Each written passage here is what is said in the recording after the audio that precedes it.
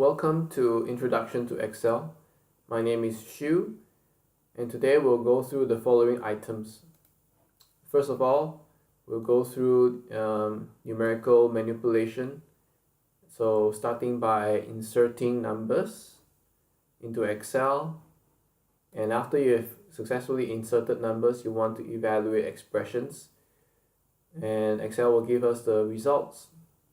And what do you have inside an expression? Most likely you will have numbers, and then you have operators such as plus, minus, multiplication, division, and this little guy at the very end, this is the remainder.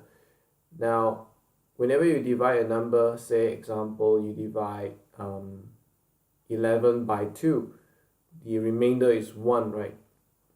And if you divide 10 by 2, your remainder is 0. So this can be a useful way for us to detect odd and even numbers. We'll go through that later on. Okay. Then after that, we will go through some use of basic built-in formula for Excel.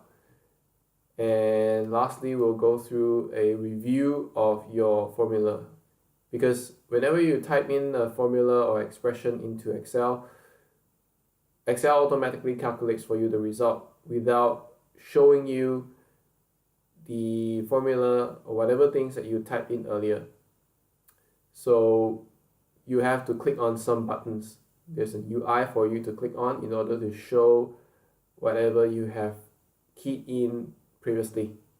Alright, so without further ado, let's start. Type in Excel. I've launched it earlier, and this is my application. Choose a blank workbook. Alright, so then we can start